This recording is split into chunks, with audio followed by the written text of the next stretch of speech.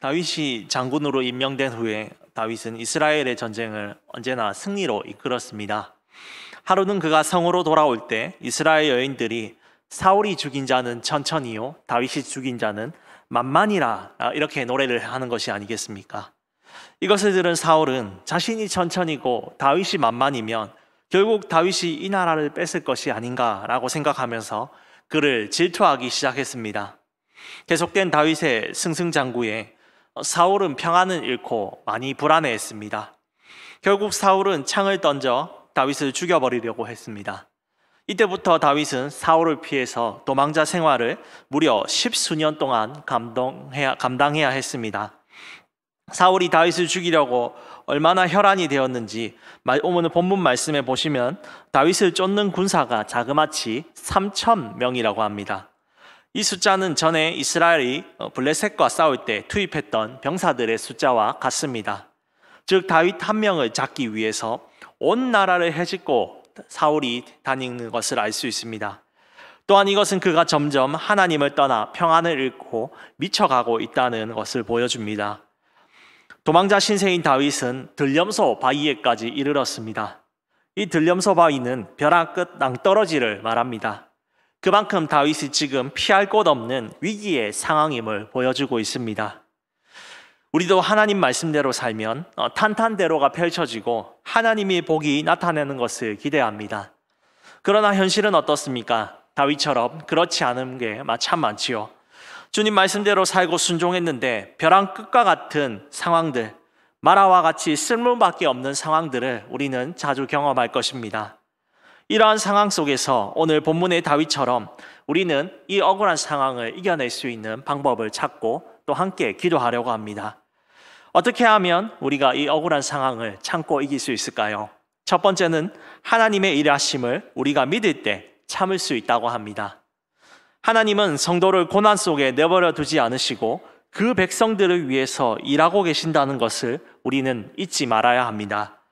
다윗이 들염소 바위 벼랑 끝에 있을 때 지역에 특징이 있었습니다. 바로 그 지역은 석회암으로 돼 있어서 구멍이 송송송 나 있어서 여러 개의 굴들이 있었습니다. 수천 개의 굴들이 있어서 다윗과 부하들은 이 굴들 중에 하나로 들어갔습니다.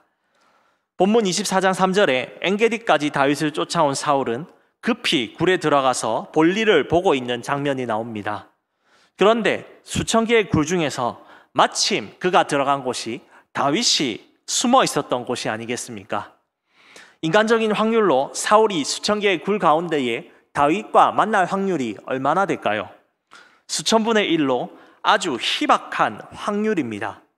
이렇게 낮은 확률을 뚫고 사울이 다윗의 굴 안에 들어오고 등을 보였다는 것, 그건 하나님께서 사울로부터 다윗을 지켜주시고 앞으로 차기 이스라엘 왕으로 만들어주시니 너는 두려워하지 말라는 하나님의 강력한 메시지입니다. 70년 동안 유다 백성들이 바벨론에서 포로 생활을 끝내면 하나님은 그들을 고향 예루살렘으로 돌아오게 한다고 약속하셨습니다. 그러나 끝날 것 같지 않은 이 긴 포로 생활 가운데 백성들은 지쳐하고 있었습니다. 그럴 때 하나님께서 누구를 세워서 70년 만에 돌아오게 해주십니까? 바로 바사왕 고레스를 통해 돌아오게 하셨습니다. 그는 포로들에게 세금을 받기 위해 정치적인 목적으로 종교의 자유를 주었고 고향으로 돌아오게 하였습니다. 즉 하나님은 우리를 위해서 세상의 정치자를 사용하시고 또 사울의 본일까지도 주관하셔서 우리를 위해 일하고 계심을 우리는 믿음의 눈으로 볼 수 있어야 합니다. 우리는 눈에 보이지 않지만 이 상황들 가운데 일하시는 하나님의 그 일함을 믿어야 될 것입니다. 이사야 43장 19절에 이렇게 말하고 있습니다. 보라, 내가 새 일을 행하리니 이제 나타낼 것이라. 너희가 그것을 알지 못하겠느냐? 반드시 내가 광야에 길을 사막에 강을 내리니. 아멘. 이 말씀을 믿으며 우리의 삶 가운데에 어려운 일들 가운데 하나님이 일하시는 섭리를 믿고 나아가는 우리 모든 성도님들 되시길 주님의 이름으로 축복합니다. 다윗 같은 고난의 상황을 우리는 또 어떻게 이겨야 될까요? 두 번째는 하나님의 백성답게 살아가는 것입니다. 다윗의 있던 굴로 제 발로 걸어온 사울을 보자 그의 부하들은 절호의 찬스라고 생각하면서 다윗에게 4절에 이렇게 말하고 있습니다. 다윗의 사람들이 이르되 보소서 여호와께서 당신에게 이르시기를 내가 원수를 내 손에 넘기리니 내 생각에 좋은 대로 그에게 행하라 하시더니 이것이 그날이니이다 하니 그들의 말을 풀이하자면 이렇습니다. 다윗 장군님, 그 많고 많은 수천 개의 동굴 중에 딱 이렇게 원수는 외나무 다리에서 만난다더니 사울을 지금 만났다. 이것이 하나님의 일하심 아닙니까? 다윗 장군님에게 그 원수 사울을 붙여주셨으니 다윗 장군님 마음대로 죽이든지 살리든지 꼽으시든지 마음대로 하십시오. 하나님께서 뭘 하시든지 오케이 하실 겁니다. 이날 당장 이렇게 실행합시다 라는 그들의 마음이었습니다. 여러분들이 다윗의 상황이라면 어떻게 하겠습니까? 제가 다윗이라면 그래 상황이 참 맞다. 이것이 주가 일하시네 아니겠냐? 사울을 죽이고 우리 당장 이스라엘을 왕이 되고 너희는 내 참모가 돼서 이스라엘을 다스리자 라고 신나게 사울을 죽였을 것입니다. 그러나 우리가 여기서 주목할 것은 이 다윗의 부하들이 어떤 마음으로 다윗에게 이러한 말을 했는가 알아봐야 됩니다. 그들은 다윗과 몇 년 동안 도망자 생활을 하였습니다. 그러다 보니 참 지쳤을 겁니다. 그래서 하루빨리 이 광야 생활을 벗어나 왕궁에 들어가 다윗과 함께 다스리는 그 꿈을 매일 꿨을 것입니다. 그래서 그들이 보기에 이런 상황들이 하나님이 주신 기회로 여겼을 것이죠.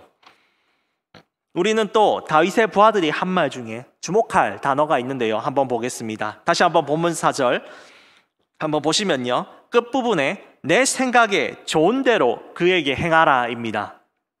이 문장 어디서 많이 들어보지 않으셨습니까? 네, 사사기에 자주 나오던 말씀이 있었죠. 그때 이스라엘의 왕이 없으므로 사람이 자기 소견에 옳은 대로 행하였다라와 의미가 똑같습니다. 이스라엘 역사 중 가장 암울한 시기가 사사 시대였습니다. 지도자라는 사사들조차 올바른 신앙으로 살아가지 못했습니다. 기드온은 금으로 에봇을 만들었고요. 입다는 자기 딸을 번제로 바치는 하나님께 부끄러운 일을 행하였습니다. 또 기드온은 삼손은 이방 여인들과 놀아나다가 자기의 약점을 말하며 나시린으로서 살아가는 마지막 약속조차 어겨서 적군 블레셋에 사로잡히고 말았습니다. 이 모든 일들이 왜 일어났습니까? 하나님의 말씀을 내 마음에 두지 아니하고 하나님을 왕으로 모시지 아니하는 나의 소견대로 옳은 인생들이 자기 마음대로 살았기 때문에 일어난 결과입니다. 다윗의 부하들도 사울 왕을 통하여서 이제 왕정 시대에 들어섰지만 아직도 마음과 영혼의 상태가 사사기 시대 사람들과 별반 다르지 않았습니다. 죄는 내 삶의 중심에 하나님 대신 내가 왕이 될 때에 시작됩니다. 여호와께서는 다윗에게 사울이 원수라고 말한 적도 없고 내 소견에 좋을 때라고 행한 적도 없습니다. 또한 다윗의 부하들이 다윗에게 한 말, 사실 그 너머에 우리는 영적으로 볼 수 있어야 됩니다. 이것은 부하들이 한 말이 아니라 바로 다윗을 넘어뜨리려는 사단의 말입니다. 이는 다윗을 왕으로 세운 하나님의 때를 기다리지 못하게 하며 다시 사사시대로 돌이키기 위한 사단의 전략인 것입니다. 이러한 유혹에도 하나님이 세우신 왕답게 다윗은 사울을 죽이지 않았습니다. 사울에게 다가가 그의 옷자락을 베며 본문 6절에 이렇게 말하고 있는데요. 우리 함께 읽어보겠습니다. 자기 사람들에게 이르되 내가 손을 들어 여호와의 기름 부음을 받은 내 주를 치는 것은 여호와께서 금하시는 것이니 그는 여호와의 기름 부음 받은 자가 됨이니라 하고. 아멘. 이 고백, 기름 부음을 받은 사울을 처벌하는 것은 자기에게 있다는 것이 아니라 하나님이시라는 것을 다윗이 고백하고 있습니다. 즉 당장의 어려움을 피하기 위해서 하나님의 말씀을 어길 수 없다는 겁니다. 이는 도망자 마지막 생활쯤 또다시 사울을 죽일 기회가 왔습니다. 그리고 그의 부하였던 아비새가 왕이시여 이번에는 직접 하지 마시고 내가 가서 단칼에 죽이겠습니다. 허락하여 주시옵소서라고 할 때에 다윗은 또 이렇게 동일하게 말합니다. 내가 손을 들어 여호와의 기름 부음을 받은 자를 치면 죄 없다 하겠느냐? 다윗이 이렇게 고백할 수 있었던 이유는 무엇일까요? 사사시대의 사람들의 내 마음속에 품었던 것, 나의 마음이 내가 왕이 아니라, 내 삶이 내가 왕이 아니라 바로 나의 인생의 왕은 하나님이시고 이스라엘의 왕은 내가 아니라 만군의 하나님 여호와시라는 겁니다. 그렇기에 다윗은 세상 왕들처럼 원수를 갚지 않았습니다. 오히려 하나님의 말씀으로 사랑과 자비를 베풀었고 은혜로 나라를 다스렸습니다. 후에 사울은 이후에 정말 블레셋 적군에게 화살을 맞았고 곧 붙잡혀 죽지 않으려고 스스로 칼로 목숨을 끊었습니다. 하나님을 떠나 배반하는 사울에게 직접 그를 처단하시고 심판하신 겁니다. 즉 세상의 방법을 의지하지 않고 하나님 백성답게 살면 하나님께서 그 원수들을 갚으시고 심판하는 것입니다. 직장인들이 업무 환경 가운데 가장 힘든 게 무엇인지 아십니까?